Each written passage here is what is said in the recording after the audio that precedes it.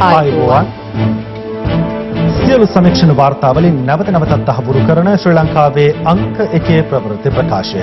පැත්තගියත් ඇත්ත කියන හිරු රාත්‍රී 9:55 ප්‍රධාන ප්‍රවෘත්ති ප්‍රකාශය සමගින් මම අනුරුද්ධ රත්නායක.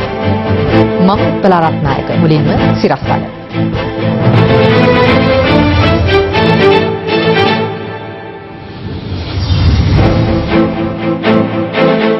වෙලී සුදා කංජිපානි පොඩි ලෙසි ඇතුළු රැඳවියන් 40ක් ආහාර වර්ජනයක. ප්‍රේමලාල් ජයසේකරගේ නඩු තීන්දුව ගැන ජනපති කතා කරයි. මමවත් අගමැතිතුමාවත් කිසිම අයුරකින් කිසිම කෙනෙකුට බලපෑමක් කරේ නැහැ. පක්ෂය හරියට පෙන්වන්න යනවා මේ අපි බලපෑම් කළා මේ තීන්දුව දුන්නා කියලා. ගිනිගත් තෙල් නැවේ කපිතාන් ගාල්ලට රැගෙන එයි. නැවේ පිපිරීමක දර්ශන මාධ්‍යට. ඕ ප්ලාස්ටික්.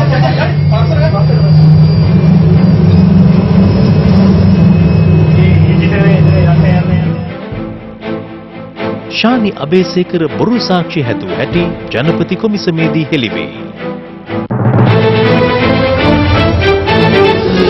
දින තුනේ ඔබටම ගැලපෙන ආපසු ගෙවීමේ ක්‍රම රැසක්. Home loan fiesta commercial බැංකුවෙන්.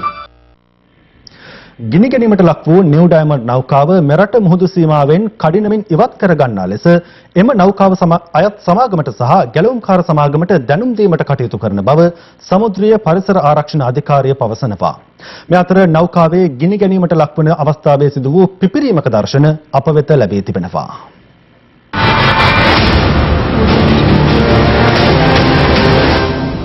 මේ MT නිව් ඩයමන්ඩ් නෞකාව ගිනි ගැනීමට ලක් වූ අවස්ථාවේ ගිනි නිවීමේ කාර්යය නිරත වූ යාත්‍රාවක සිට ලබාගත් සමීප දර්ශනයි. එහිදී නෞකාව පිපිරීමකට ලක්වන ආකාරයද දැකගත හැකියි.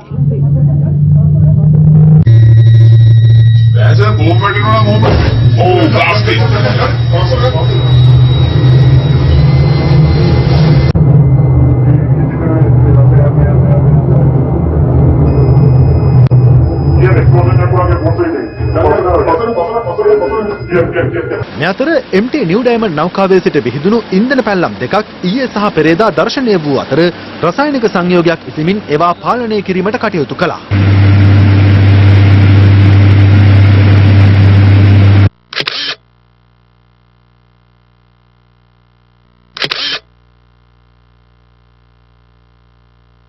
එම ඉන්ධන පැල්ලම් වල වත්මන් තත්ත්වය නිරීක්ෂණය කිරීමට අදත් නාවික හමුදාව හා ගුවන් හමුදාව කටයුතු කළා. අද දිනේත් නෞකාවේ සිට ඉන්ධන කාන්දුවක් සිදු වී ඇති බව නිරීක්ෂණය කර තිබෙනවා. මේ එම තෙල් පැල්ලම අද දිස් වූ ආකාරයයි.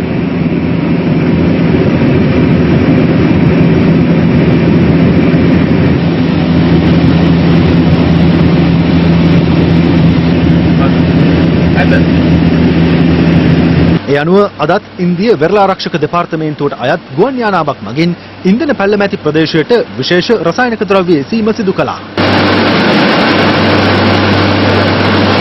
මේ අතර නෞකාව අයිති සමාගම විසින් එය ගලවා ගැනීමේ කාර්යය බහර දී ඇති ස්මිත් මැරටයිම් සමාගමේ විශේෂඥ කණ්ඩායමක් අද නෞකාවේ පරීක්ෂණ කටයුතු සිදු කර තිබෙනවා.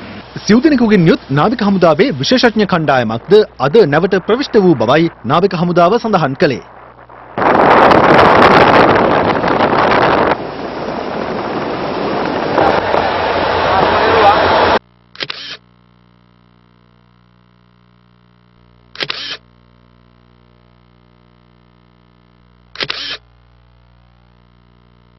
නෞකාවේ එන්ජින් කාමරයේ පිරී ඇති ජලය ඉවත් කිරීම සඳහා සිංගප්පූරුවට අයත් ටග් යාත්‍රාවක්ද නෞකාව අසලට යාත්‍රා කර තිබෙනවා.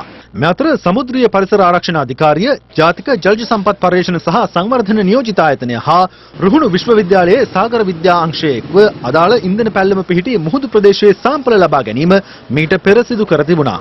එලෙස ලබාගත් සාම්පල අද පස්වරුවේ රජයේ රස පරීක්ෂකවරයා වෙත ලබා දුන්නේ ඊයේ නීතිපතිවරයා ලබා දී තිබූ උපදෙස් මතයි.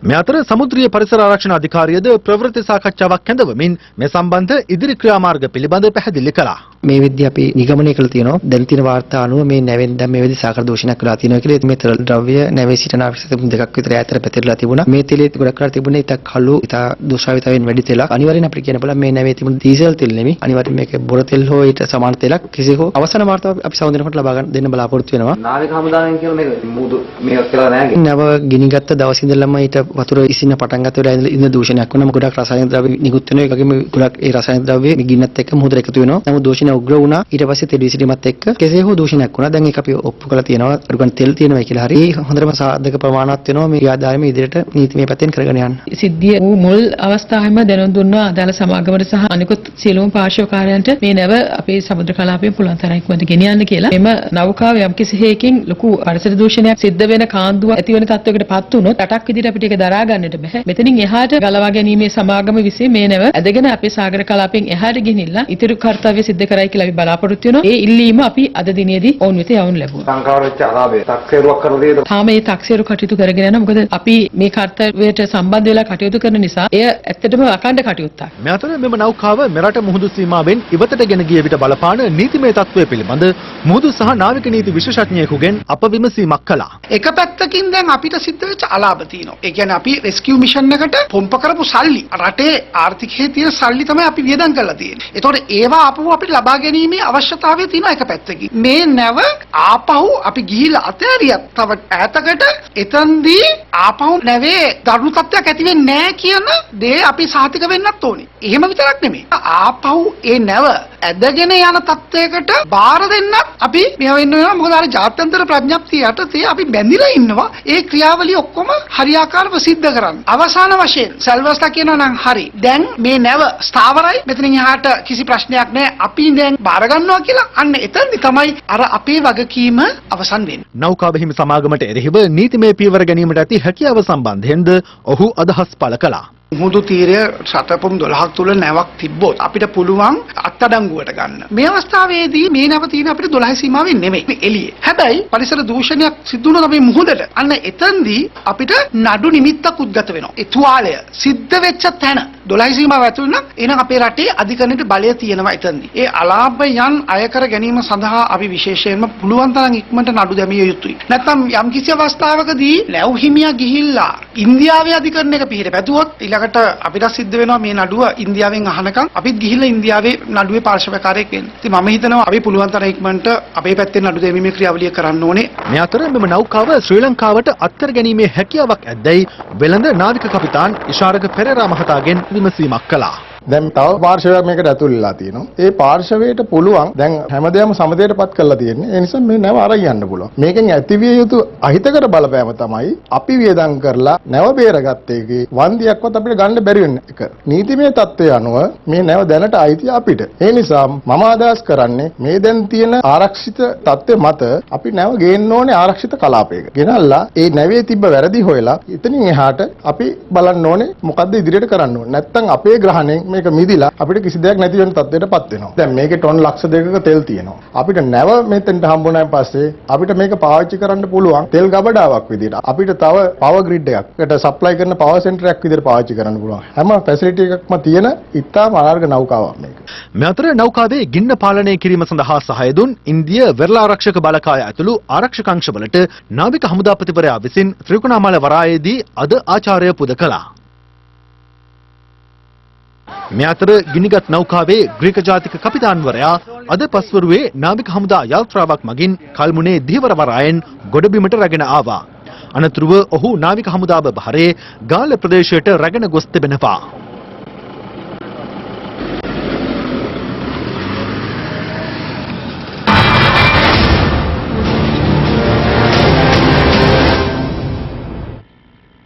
වෙලේ සුදාගේ බිරිඳගේ වැඩිමහල් සොහොයුරියගේ සැමියා හෙරොයින් සමග එමදුව පොලිසිය විසින් අත්අඩංගුවට ගෙන තිබෙනවා. මේ අතර රුපියල් ලක්ෂ 40කට ආසන්න වටිනාකමකින් යුත් හෙරොයින් සමග ගුවන් හමුදා සමාජිකයින් දෙදෙනෙකු ඇතුළු තිදෙනෙකු පොලිස් අත්අඩංගුවට පත් වුණා. දවසේ පුවත සංවිධානාත්මක මද්‍රව්‍ය ජාවාරම්කරුවෙක් වන ගම්පොළ විදානගේ සමන්ත කුමාර හිවත් වෙලේසුදාගේ බිරිඳගේ වැඩිමහල් සොහොයුරියගේ සැමියා හෙරොයින් මිලිග්‍රෑම් 1300ක් සමග අත්අඩංගුවට ගනු ලැබුවා. ඒ එමදුව පොලිසියේ විශේෂ කාර්යාංශයට ලද තොරතුරක් මත කළ වැටලීමකදී වසන්ත පුෂ්ප කුමාර හෙවත් පහලින් කනත චූටි නම් 47 හැවිරිදිම පුද්ගලයා වෘත්තියෙන් ත්‍රිරෝධ රථ රියදුරේ. ඔහු සංවිධානාත්මක මද්ද්‍රව්‍ය ජාවාරම්කරුවෙකු වන වෙලේ සුදා සමග සමීප සම්බන්ධතා පවත්වමින් හෙරොයින් ජාවාරමට සහාය ලබා දී ඇති බවට මූලික පරීක්ෂණවලදී තහවුරු වී තිබෙනවා. පොලිස් බහරයටගත් ඔහුගේ ගිණුමේ රුපියල් ලක්ෂ 20ක පමණ මුදලක් සංසරණය වී ඇති බවට අනාවරණ වී ඇති බවද හෙළි වුණා. එමෙන්ම රුපියල් 37500ක මුදල්, ජංගම දුරකථන 3ක්, ටැබ් වර්ගයේ පරිගණකයක්ද මෙහිදී පොලිස් බහරයට ගෙන තිබෙනවා. ඔහුව ගාල්ල මහේස්ත්‍රාත් අධිකරණ ඉදිරිපත් කිරීමෙන් අනතුරුව දින 7ක රැඳවුම් නියෝග මත පොලිසියට විමර්ශන සිදු කිරීම සඳහා අවසර ලබා දී තිබෙනවා. මේ අතර බරපතල ගණයේ අපරාධ සහ ජාවාරම් වල නිරත වූ බවට සැකපිට බූස බන්ධනාගාරයේ රඳවා සිටින රඳවියන් පිරිසක් ආහාර වර්ජනයක නිරත වනවා. කොස්ගොඩ තාරක, කංජිපානි ඉම්රාන්, පොඩිලැසි සහ වෙලේ සුදා ඇතුළු දරුණු ගණයේ අපරාධ වලට දඬුවම් විඳින රඳවියන් 40 දෙනෙකු මෙලෙස ආහාර වර්ජනය කරමින් සිටින බව බන්ධනාගාර දෙපාර්තමේන්තුව සඳහන් කළා. COVID-19 වෛරස ව්‍යාප්තිය පැවති සමයේ ඥාතීන් හමුවීමට නොහැකි වීම හේතුවෙන් ලබා දුන් දුරකථන පහසුකම් ඉවත් කිරීම, රඳවියන් හමුවීමට එන නීතිඥවරුන් පරීක්ෂා කිරීම සහ අධිකරණ කටයුතු සඳහා රැගෙන ගොස් නැවත බන්ධනාගාරය වෙත රැගෙන ඒමේදී සිදු කරන පරීක්ෂා කිරීම ඇතුළු කරුණු මතයි ඔවුන් මෙම ආහාර වර්ජනයේ නිරත වන්නේ. පොඩිලැසි සහ කොස්ගොඩ තාරක යන දෙදෙනා ජනාධිපතිවරයා, ආරක්ෂක ලේකම්වරයා ඇතුළු ප්‍රභූ පිරිසකට එරෙහිව මරණ තර්ජන එල්ල කිරීම සම්බන්ධයෙන් ගල්ල මහේස්ත්‍රාත් අධිකරණයේ හමුවේ නඩුවක් විභාග වනවා. එම නඩුවට අදාළව හෙරොයින් ජාවාරම සහ මනුෂ්‍ය ඝාතන ඇතුළු අපරාධ රැසකට සම්බන්ධ අපරාධකරුවෙකු ලෙස හඳුනාගෙන ඇති ජනිත් මදුශංකද සිල්වා හෙවත් පොඩිලැසි මෙම මාස 25 වෙනිදා ගාල්ල අධිකරණයට ඉදිරිපත් කිරීමට නියමිතයි. මේ අතර රත්මලාන ගුවන් හමුදා කඳවුරට අනුයුක්තව රාජකාරී කරන 28 හැවිරිදි ගුවන් හමුදා සමාජිකයන් දෙදෙනෙක් පාදුක්ක ප්‍රදේශයේදී හෙරොයින් සමග අත්අඩංගුවට ගෙන තිබෙනවා. ඉන් එක් අයෙකු ගැනුම්කරුවෙකුට මත්කුඩු ලබා දීමට තත් කරන අවස්ථාවේදී හෙරොයින් ග්‍රෑම් 10ක් සමග අත්අඩංගුවට පත්ව තිබෙනවා. ඔහුගෙන් කළ ප්‍රශ්න කිරීම වලින් පසු මෙම ජාවාරම් වලට සම්බන්ධ අනෙක් ගුවන් භටයා පාදුක්ක ප්‍රදේශයට උපායශීලීව කැඳවාගෙන ගොස් අත්අඩංගුවට ගෙන ඇති අතර ඔහු සතුව තිබී සොයාගෙන ඇති හෙරොයින් ප්‍රමාණය ග්‍රෑම් 30ක්. ඔහුගෙන් ලද තොරතුරු මත මෙම හෙරොයින් ජාවාරමට සහාය දෙන අකුරැස්ස බලකාවල පදිංචි 43 හැවිරිදි කාන්තාවක්ද හෙරොයින් ග්‍රෑම් 350ක් සමග පොලිසිය අත්අඩංගුවට ගනු ලැබුවා. එම කාන්තාව මේ වන විට රක්ෂිත බන්ධනාගාරගතව සිටින කුඩු රෝසා නැමැති ජාවාරම්කරුගේ අනියම් බිරිඳ බවට හඳුනාගෙන ඇති අතර ඇය අත්අඩංගුවට පත් වූ එක් ගුවන් හමුදා සෙබළෙකුගේ වැඩිමහල් සොහොයුරිය බවද පොලිසිය සඳහන් කළා. මේ අතර සංවිධානාත්මක අපරාධකාරී සමාජිකයෙකු වන මොහමඩ් ෆාරුක් මොහමඩ් රිස්වාන් නැමැතා හෙරොයින් ග්‍රෑම් 5ක් සමග කොළඹ අලුත්කඩේ ප්‍රදේශයේදී කිරිබත්ගොඩ පොලිස් නිලධාරීන් විසින් අත්අඩංගුවට ගනු ලැබුවා.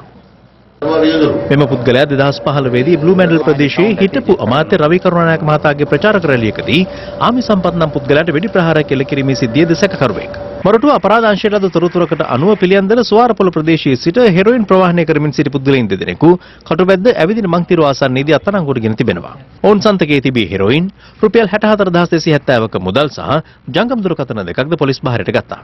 වාරියපොළ දැහැනක්ගම ප්‍රදේශයේ නිවසක සූක්ෂමව සිදු කරගෙන ගිය මත්කුඩු ජාවාරමක් පටලා චීවරධාරියෙකු ලෙස පෙනී සිටි වයස අවුරුදු 22ක පුද්ගලයෙක් සහ 24 හැවිරිදි තවත් පුද්ගලයෙකු හෙරොයින් සමග අත්අඩංගුවට ගෙන තිබෙනවා.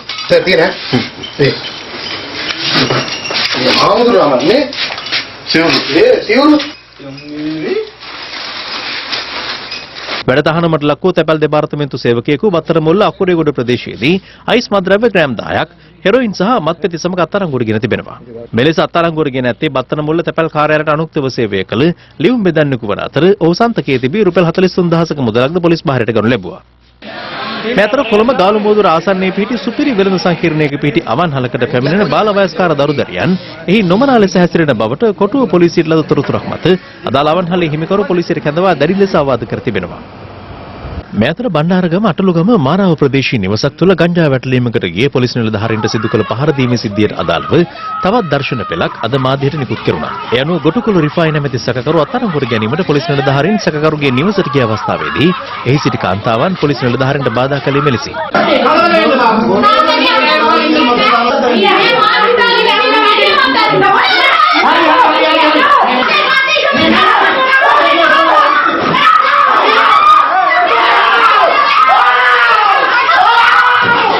එක් කාන්තාවක් පොලිස් නිලධාරියෙකුගේ අත සපා කරන ආකාරයද දැකගත හැකියි.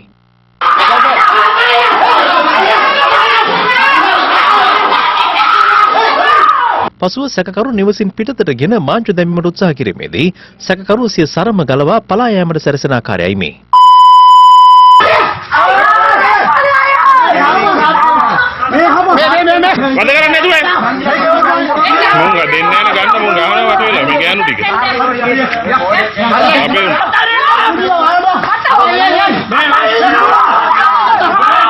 එහිදීද නිවැසියන් පොලිස් නිලධාරීන්ට බාධා සිදු කරන අතරතුර සැකකරු සරම නොමැතිවම පලා ගියේ මෙලෙසින්.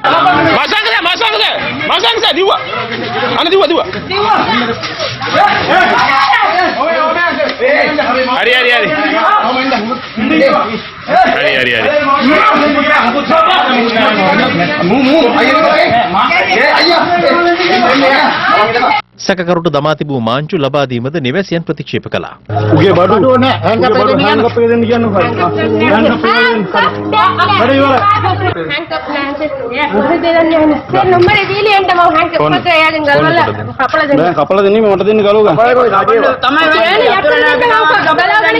කෙසේ වෙතත් සිද්ධිය සම්බන්ධයෙන් කාන්තාවන් ඇතුළු 6 දෙනෙකු අත්අඩංගුවට පත්ව ඇති අතර ඔවුන් අධිකරණයට ඉදිරිපත් කිරීමෙන් පසු ලබන 24 වෙනිදා දක්වා ආරක්ෂිත බන්ධනාගාරගත කිරීමට නියෝග කෙරුණා. සැකකරුවන් අතර සිටි 15 වෙනි දැරියක් පරිවාස භාරයට පත් කෙරුණා.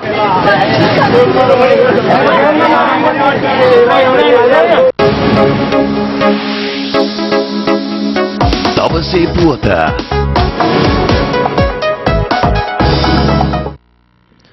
විසිවැනි ව්‍යවස්ථා සංශෝධනයෙන් අපේක්ෂා කළේ 19 අහෝස්‍ය කිරීම වුවත් එහි ඇති ඇතැම් කරුණු රැක ගැනීමට කටයුතු කළ යුතු බව ජනාධිපති ගෝඨාභය රාජපක්ෂ මහතා පවසනවා. ඒ රාජ්‍ය අමාත්‍යවරුන් සමග අද පැවති සාකච්ඡාවකදී ජනාධිපති ගෝඨාභය රාජපක්ෂ මහතා සහ රාජ්‍ය අමාත්‍යවරු අතර හමුවක් අද ජනාධිපති ලේකම් කාර්යාලයේදී පැවැත්වුණා. එහිදී ජනාධිපතිවරයා පැවසුවේ වසර කිහිපයක් තුළ හඳුනාගත් ප්‍රශ්නවලට විසඳුම් සෙවීමට හැකිවන අයුරින් රාජ්‍ය අමාත්‍යාංශ ව්‍යුහය සකස් කළ බවයි.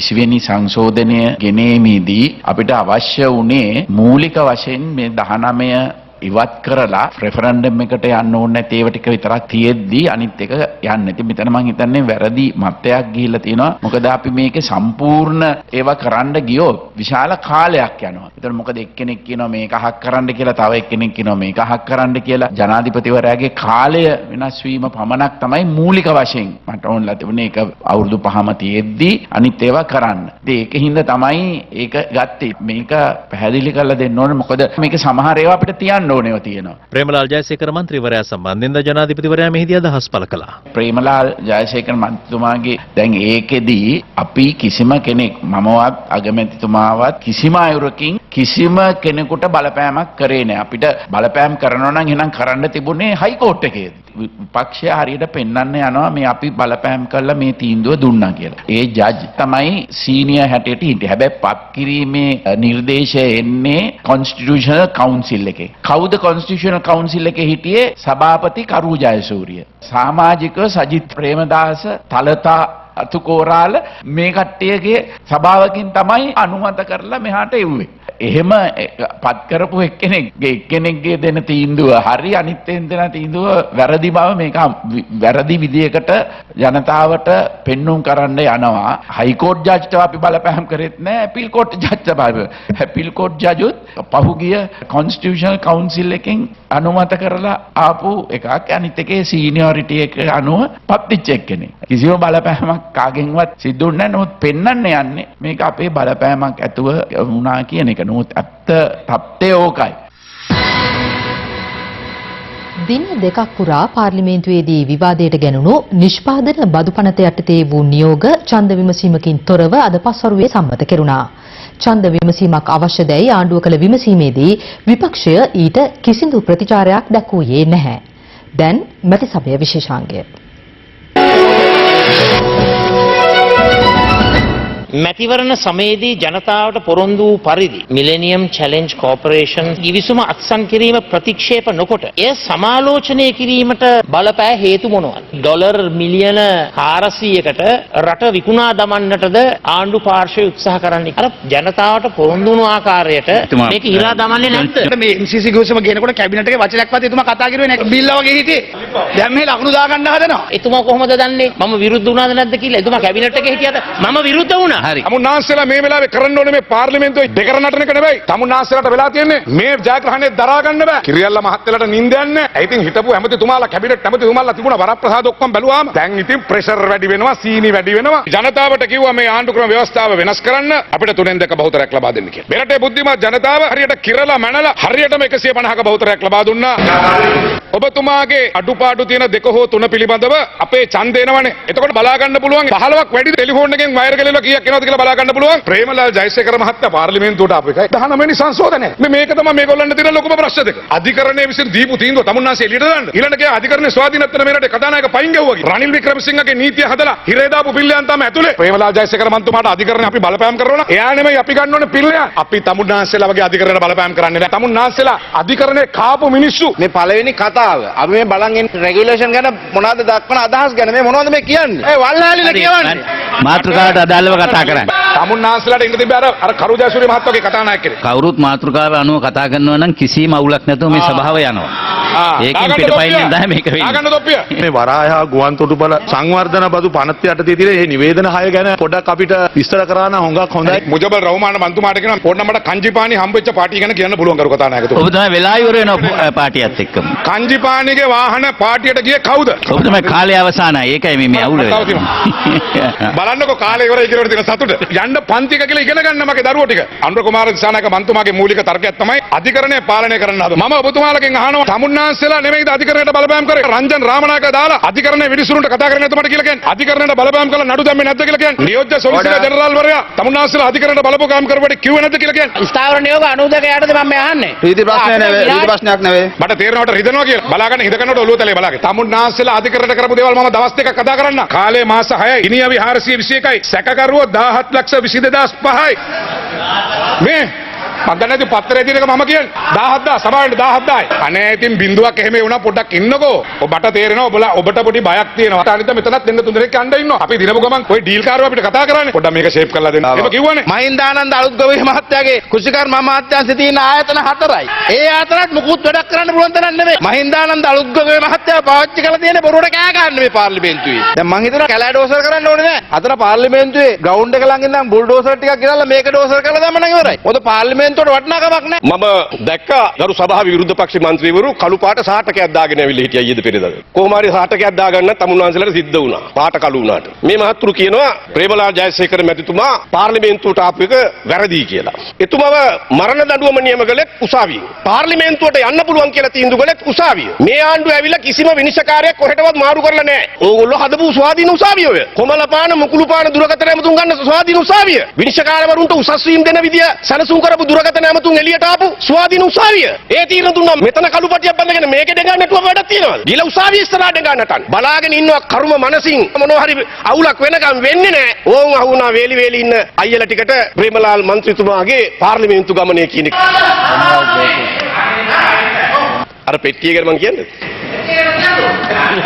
මොන ටොයිස්ද බලන සාප්පුවක් ඇතුළට ගිහලා ගෙනාපු පෙට්ටිය ගැන මට කියන්න තිබ්බා. ප්‍රේමලාල් ජයසේකර මන්ත්‍රීතුමා මගේ මිත්‍රයා. මගේ ඔඩොක්කුවේ නිදාගෙන ආවිල්ලා තියෙනවා ඩෙන්ගු හැදිලා චීනයේ ඉඳලා එනකම්. හැබැයි මේක ප්‍රේමලාල් ජයසේකර මහත්තයා ගැන කියන කතාවක් නෙමෙයි. රටේ නීති හදන තැන ඒ චෝදනා ලබලා දඬුවම් ලබන කෙනෙක් සහ ඒ අයගෙන් සමන්විත වෙනවා. මොකක්ද ඒකේ තියෙන සදාචාර මරණීය දඬනය නියම වුණේ අධිකරණ ඒක මම පිළිගන්නවා. හැබැයි පැහැදිලිවම කියන්න ඕනි මේ මරණීය දඬනය නියම වුණාට මේව පරීක්ෂණ කළේ එයා අපිව අත්අඩංගුවකට අරගෙන යහපාලන ආණ්ඩුව කියන ආණ්ඩුව බලයට පත්වීමත් සමග අපෙන් පරිගන්න කුමන්ත්‍රණ කළා මම හිතනවා නීතිය නමලා තමයි ඒ වෙලාවේ කටයුතු කරේ. මගේ හෘද සාක්ෂිය මම දන්නවා නිර්දෝෂී පුද්ගලෙක් කියන එක මම පැහැදිලිව දන්නවා කවදා හරි දවසක මේක එළි වෙයි. සමහරට තමුන්නාංශ කියන කාරණේ සත්‍යයක් වෙන්න පුළුවන්. මම තමුන්නාංශට ඇඟිල්ල දික් කරන්නේ නැහැ. ඊළඟට කියන අධිකරණයේ ස්වාධීනත්වය නැති වෙනවලු. අපි දැක්කන්නේ අඬපට තුලින් අධිකරණයේ ස්වාධීනත්වය නැති කලේ කවුද කියලා. මේ රටේ අධිකරණයේ තියෙන ඒ ස්වාධීනත්වය නැති කරන්න උත්සාහ කරපු අය තමයි එක්සත් ජාතික පක්ෂය.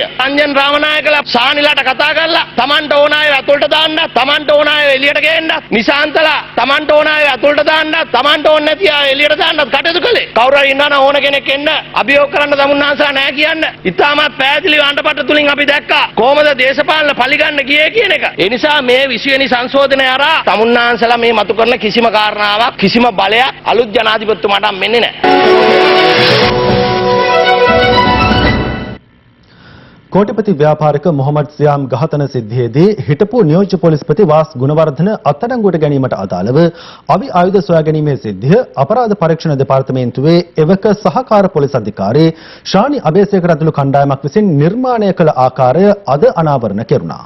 ඒ පොලිස් පරීක්ෂක ඉරෝෂ් විල්ලවාරච්චි මහතා දේශපාලන පරිගැනීම් පිළිබඳ කොමිසම හමුවේ ලබා දුන් සාක්ෂි ලබා දුන් අවස්ථාවේදී නැගෙනහිර බුද්ධි බලකායේ හිටපු දෙවන අනදින නිලධාරී ලුතිනන්ට් කර්නල් ප්‍රබෝධ සිරිවර්ධන මහතා දේශපාලන පරිගැනීම් පිළිබඳ කොමිසම් සභාව හමුවේ සිදු කළ පැමිණිල්ලකට අනුව අද කොමිසම හමුවේ සාක්ෂි ලබා දුන්නේ පොලිස් පරීක්ෂක ඉරෝෂ් වෙල්ලවාරච්චි මහතායි. මේ අවස්ථාවේදී ශාන්‍ය අබේසේකර සහ මෙන්ඩිස් නම් පොලිස් සැරෙන්වරයෙකුද කොමිසම හමුවේ පෙනී සිටියා. එහිදී සාක්ෂිකරු ප්‍රකාශ කළේ බම්බලපිටියේ කෝටිපති ව්‍යාපාරික මොහොමඩ් සියාම් ඝාතන සිද්ධිය සම්බන්ධයෙන් අපරාධ තොරතුරු වසන් කිරීම යටතේ තමා 2014 පෙබරවාරි 26 වෙනිදා අපරාධ පරීක්ෂණ දෙපාර්තමේන්තුව මගින් අත්අඩංගුවට ගත් බවයි. තමා අත්අඩංගුවට ගැනීමෙන් පසුව දිගින් දිගටම වාස්කුණුවර්ධනගේ අවි ආයුධ පිළිබඳ අවස්ථා ගණනාවකදී විමසූ බවත් සාක්ෂිකරු සඳහන් කළා. ඔහු පැවසුවේ එක් අවස්ථාවකදී එවක සහකාර පොලිස් අධිකාරී ශාන්‍ය අබේසේකර සහ අනෙකුත් නිලධාරීන් සිටි ස්ථානයකට නීතිඥ ආනන්ද හෙට්ටිආරච්චි නැමැත්තෙකු පැමිණ ඇති අතර ශාන්‍ය අබේසේකර තමන්ට පවසා සිටියේ ඔහු වාස්කුණුවර්ධන විසින් තමා හමුවට වූ බවයි. එහිදී තමා එම නීතිඥවරයා පුද්ගලිකව හමු වීමට අවශ්‍ය බව ශාන්‍ය අබේසේකරගෙන් ඉල්ලූ බව ඔහු සඳහන් කළා. එම අවස්ථාව ලබා දී ශාන්‍ය අබේසේකර එම ස්ථානයෙන් පිටව ගොස් තිබෙනවා. ඔබගේ තරුණ ජීවිතේ නිකම් විනාශ වෙනවා. මේ කට්ටිය කියන දෙයට එකඟ වෙන්න. නැත්නම් මොහොමඩ් සියාම් ඝාතනයේ 7 වෙනි සැකකරුව බවට ඔබපත් වෙයි. යනුවෙන් එම නීතිඥවරයා පවසා තිබෙනවා. ඉන් තමා තැතිගැන්මටපත් වූ අවස්ථාවේදී මම මේක බලා ගන්නවා. ඕනෑම අවස්ථාවක ඕනෑම අධිකරණයක මම මේක බලා ගන්නවා. මේ කට්ටිය කියන දේ කියලා හෙළියට යන්න. යනුවෙන් නීතිඥවරයා තමන්ට පවසා පිටව ගිය බවද සාක්ෂිකරු ප්‍රකාශ කළා. ඉන් අනතුරුව අපරාධ පරීක්ෂණ දෙපාර්තමේන්තුවේ පොලිස් පරීක්ෂක නිශාන්ත සිල්වා වාස් මහත්තයාගේ වත්තට ආයුධ දාලා ඒවා හොයාගන්න විදිය අපි පෙන්වන්නම්. යනුවෙන් ඔහුට පවසා තිබෙනවා. මුලින් තමා ඒට එකඟ නොවූ බවත් පසුව ඔවුන් කොළඹ අවට කාගේ හරි දන්න අඳුරන වත්තක් හරි නිවසක් හරි කියන්න. එම ආයුධ ප්‍රමාණය කොපමණද කියා දන්නේ නැහැ. යම්කිසි ස්ථානයක තියලා හොයාගත් ආකාරයට ප්‍රකාශයක් දෙන්න. යනුවෙන් තමන්ට පැවසූ බවත් වැඩිදුරටත් සාක්ෂි ලබා දෙමින් වෙල්ලවාරච්චි මහතා කොමිසම හමුවේ ප්‍රකාශ කළා. එම බලපෑම මත මොහොමඩ් සියාම් ඝාතනයේ සම්බන්ධ නඩුවට බොරු සාක්ෂි ලබා දීමට තමා එකඟ වූ බවයි ඔහු අනාවරණය කළේ. එලෙස එකඟ වූ පරිදි වේයන්ගොඩ රනිස්වල වත්ත ප්‍රදේශයේ ඉඩමකට ශාන්‍ය අබේසේකර, නිශාන්ත සිල්වා, උප පොලිස් පරීක්ෂක ප්‍රේමතිලක සහ පොලිස් සරයෙන් මෙන්ඩිස් යන නිලධාරීන් සමග වෑන් රථයක නැගී පිටව ගිය බවත් එහිදී නිවස අයිති තම මිතුරාගේ ඉඩමට ආයුධ දැමීමට ඔහු එකඟ කරගත් බවත් සාක්ෂිකරු සඳහන් කළා. ඒ අනුව අත්බෝම්බ, RPG සහ ගිනි අවි ඇතුළු පතරම් කිහිපයක් පොහොර උරවල දමා මිතුරාගේ ඉඩමේ අතහැර දැමූ කාමරයකට දැමූ බව ඔහු සඳහන් කළා. ඉන් අනතුරුව එම නිලධාරීන්ම ඒවා එම ස්ථානයෙන් සොයාගත් ආයුධ ලෙස නැවත ඒවා අත්අඩංගුවට ගත් අතර එම අවස්ථාවේ ශාන්‍ය අබේසේකර එම අවි ආයුධ තම ජංගම දුරකථනයෙන් ඡායාරූපගත කළ බවත් සාක්ෂිකරු ප්‍රකාශ කළා. මෙලෙස අවි ආයුධ සොයා ගැනීම සම්බන්ධයෙන් මහේස්ත්‍රාත්වරයෙකු ඉදිරිපිට ප්‍රකාශයක් ලබා දෙන ලෙස පොලිස් පරීක්ෂක නිශාන්ත සිල්වා තමාට බලපෑම් කළ අතර තමා ඒට එකඟ නොවුනහොත් නැවත මාස 3ක රැඳවුම් නියෝගයකට ලෑස්ති වෙන්න නැත්නම් සිරගත වෙන්න ලෑස්ති වෙන්න යනුවෙන්ද ඔහු ප්‍රකාශ කර තිබෙනවා. පසු අලුත්කඩේ අධිකරණයේදී තමා දීර්ඝ ප්‍රකාශයක් මේ සම්බන්ධයෙන් ලබා දුන් බව විල්ලවාරච්චි මහතා කොමිසම හමුවේ කියා සිටියා. කෙසේ වෙතත් තම නිර්දෝෂී භාවයේ සැලකිරීම සඳහා අවස්ථා කිහිපයකදී පොලිස්පතිවරුන් කිහිප දෙනෙකුට ලිඛිතව දන්වා අවස්ථාවක් ලබා ගැනීමට අපේක්ෂා කළද එයට කිසිදු පිළිතුරක් නොලැබුණු බවද ඔහු කොමිසම හමුවේ අවධාරණය කළා. එලෙස තමාට පොලිස්පතිවරුන් හමු වීමට අවස්ථාවක් ලැබුණේ නම් මෙම තත්ත්වය හාත්පසින්ම වෙනස් වීමට ඉඩ තිබූ බවත් සඳහන් කළ විල්ලවාරච්චි මහතා දේශපාලන පරිගැනීමකට වඩා දීර්ඝකාලීනව පොලිස් දෙපාර්තමේන්තුව තුළ තමාව පරිගැනීමට ලක් වූ බව කොමිසම හමුවේ ප්‍රකාශ කළා.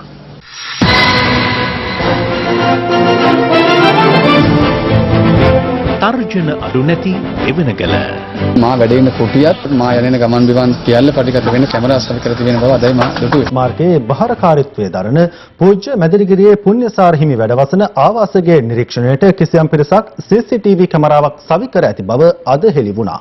ඒ හිරු CIA අනාවරණයෙන් පසුව දෙවනගල ඉඩම් ගැටලුව निराකරණය කිරීම සඳහා සීමා මායම් සලකුණු කරන අතරතුරයි.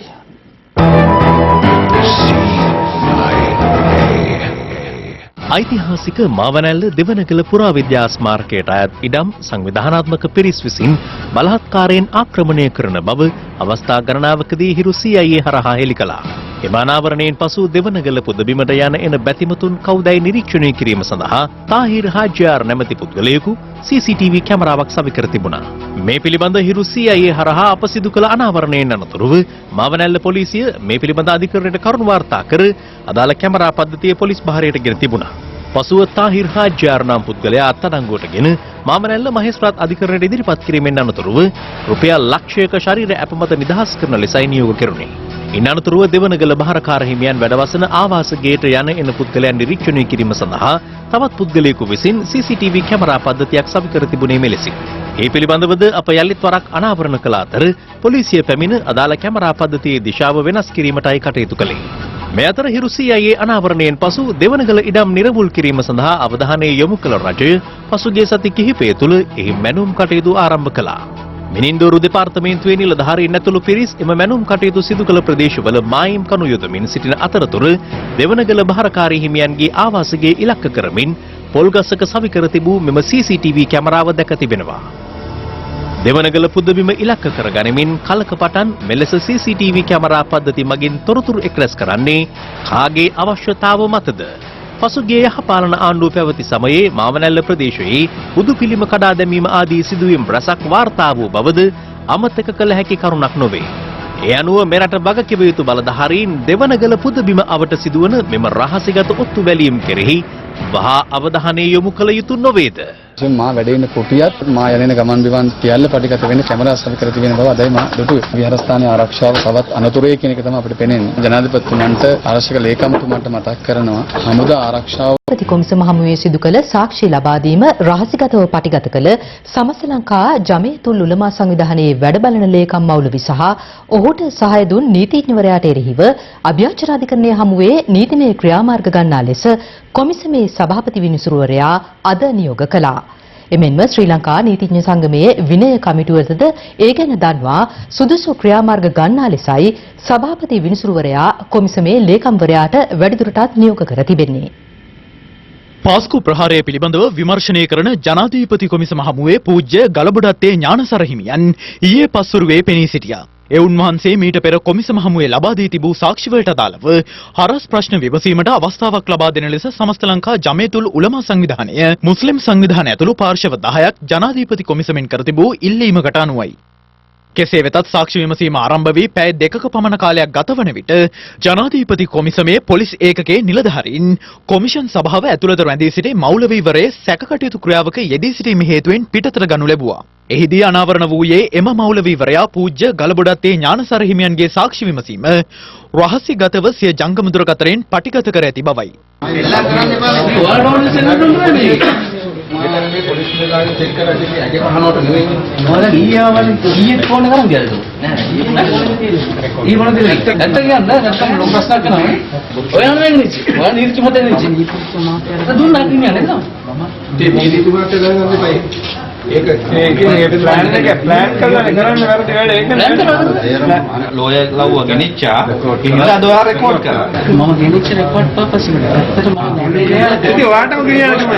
ලෝය මාර්ගයේ ෆෝන් එක යවලා එයාගෙන් ෆෝන් එක අරන් රෙකෝඩ් උත් කරලා දැන් කියනවා දන්නේ නැහැ කියලා. මේ කොමිසම් පටන් අරන් අවුරුද්දක් වෙනවා. කවදාවත් මෙහෙම වැඩක් කරේ නැහැ. මෙලෙස පටිගත කිරීම සිදු කර ඇත්තේ සමස්ත ලංකා ජමීයතුල් උලමා සංවිධානයේ වැඩබලන ලේකම්වරයා වන දෙමටගොඩ ප්‍රදේශයේ පදිංචි මුර්ෂිඩ් නම් 51 හැවිරිදි මෞලවීවරයෙක්. පසුව අදාළ සිදුවීම සම්බන්ධයෙන් අතිරේක සොලිසිටර් ජෙනරාල්වරිය කොමිසම දැනුවත් කළා. පාස්කු ප්‍රහාරය පිළිබඳ ජනාධිපති විමර්ශන කොමිෂන් සභාවේ සාක්ෂි විමසීම් කටයුතු ආරම්භ වී මෙවන විට වසරක් ගත වී ඇති අතර එම වසරක කාලය පුරා සිදු නොවූ මේ ක්‍රියාව කිසිසේත්ම සිදුවිය නොයුත්තක් සාමීනි. ඒ නිසා පූජ්‍ය ගලගොඩත්තේ ඥානසාර හිමියන්ගේ සාක්ෂි විමසීම රහසිගතව පටිගත කළ තැනැත්තාට එරෙහිව සුදුසු නෛතික නියෝග නිකුත් කරන ලෙස ඉල්ලා සිටිනවා. සමස්ත ලංකා ජමීයතුල් උලමා සංවිධානය නියෝජනය කළ නීතිඥවරයාගෙන් මම විමසන්නේ ඔබට මේ සිදුවීම සම්බන්ධයෙන් යම් දෙයක් කීමට තිබෙනවාද? මේ සම්බන්ධයෙන් අදහස් දැක්වීමට පෙර සිදු වූ සිදුවීම පිළිබඳව මේ මෞලවීවරයාගෙන් උපදෙස් ලබා ගත යුතුයි. කෙසේ වෙතත් එම ඉල්ලීමට විරුද්ධ වූ අතිරේක සොලිසිටර් ජෙනරාල්වරිය එම මෞලවීවරයා නීතිඥ උපදෙස් ලබා ගැනීමට පෙර ප්‍රකාශයක් ලබා ගන්නා ලෙස කොමිසමේ පොලිස් ඒකකයට නියෝග කරන්නේ සභාපති විනිසුරුවරයාගෙන් ඉල්ලා සිටියා. කරුණු සලකා බැලූ කොමිසමේ සභාපති විනිසුරුවරයා මෙම සිදුවීම සම්බන්ධයෙන් සමස්ත ලංකා ජමීයතුල් උලමා සංවිධානයේ නියෝජනය කළ නීතිඥවරුන්ට සිය බලවත් අප්‍රසාදය පළ කළ අතර අදාළ මෞලවීවරයා සහ ඔහුගේ දුරකථනය කොමිෂන් සභාවට රැගෙන ඒමට උපකාර කළ අයගෙන් වහා ප්‍රකාශ සටහන් කරගන්නා ලෙස ජනාධිපති කොමිසමේ පොලිස් ඒකකයට නියෝග කළා. සාක්ෂි ලබා දීම රහසිගතව පටිගත කළ සමස්ත ලංකා ජමීයතුල් උලමා සංවිධානයේ මෞලවීවරයා සහ ඔහුට සහාය දුන් නීතිඥවරයාට එරෙහිව අභියාචන අධිකරණය හමුවේ නීතිමය ක්‍රියාමාර්ග ගන්නා ලෙසත් ශ්‍රී ලංකා නීතිඥ සංගමයේ විනය කමිටුවට දන්වා නීතිඥවරයාට එරෙහිව පියවර ගන්නා ලෙසත් කොමිසමේ සභාපති විනිසුරුවරයා නියෝග කර සිටියා. ඊයේ දින ජනාධිපති කොමිෂන් සභා පරිශ්‍රය තුළ රැඳී සිටි සියලු නීතිඥවරුන්ගේ සහ අනෙකුත් පුද්ගලයන්ගේ ජංගම දුරකථනද කොමිෂන් සභා පරිශ්‍රයෙන් පිටවීමට පෙර පරීක්ෂාවට ලක් කරන ලෙස ආරක්ෂක අංශවලට කොමිසමෙන් උපදෙස්ද ලැබුණා. මේ අතර පූජ්‍ය කලගොඩත්තේ ඥානසර හිමියන් හරස් ප්‍රශ්න විමසීම සඳහා අද දිනේත් කොමිසම හමුවට කැඳවනු ලැබුවා. ඊයේ විදියට මුහුණ දීපු මෞලවීවරයා එසේ මෙසේ කෙනෙක් මේ ජමාතේ මතවාදයේ දරමින් උලමා උලමා සභාව නියෝජනය කරන පුද්ගලයෙක්. කියන්නේ තාම දරුණු ගණනේ වහාබ්වාදයට එහා ගිය මූලධර්මවාදී කණ්ඩායමක් විදිහට තමයි අපි මේ ජමාත් ඉස්ලාම් කණ්ඩායම හඳුනගෙන ඉන්නේ. මේ කමිෂන් සභාවේ විනිශ්චයකාරතුමන්ලා නීති දෙපාර්තමේන්තුවේ නිලධාරීන් ජීවිතවලත් පරිදිනයකට ලක් වෙන්න පුළුවන්. මොකද හේතුව ඔවුන් ඉතාම සංවිධානාත්මකයි. සමහර වෙලාවට මේ උලමා කියන්නේ නැති නීතිජතුමාට දෙවියන් වෙනුවෙන් මේක කරන්න කියලා. මරාගෙන මැරෙන්න හැරි ඒ යෝධයාත් මේක අරන් ගිහලා දෙන්න නැති ඇතුළට. ඉතින් ඔවුන් දෙවියන් පෙන්නලා බීතියටපත් කරනවා. මේ හුරතල් කරන්නේ නැතුව වහාම මේ රටේ නීතිය ක්‍රියාත්මක කළ යුතුයි කියලා තමයි අපේ ස්ථාවරය. ඒ සමගින් සමුගන්නටයි මේ සූදානම. සත්‍ය නොගත අත දැනගැනීමේ අයිතිය තවදුරටත් තහවුරු කර ගැනීමට ඔබගේ ජංගම දුරකථන ජාලය අනුව තිරයේ දිස්වන පරිදි හිරු ප්‍රවෘත්ති SMS සේවාව සක්‍රිය කර ගන්න. යලිත් හමුවෙමු හෙට මධ්‍යහන ප්‍රවෘත්ති ප්‍රකාශයෙන්. සුබ රාත්‍රියක්.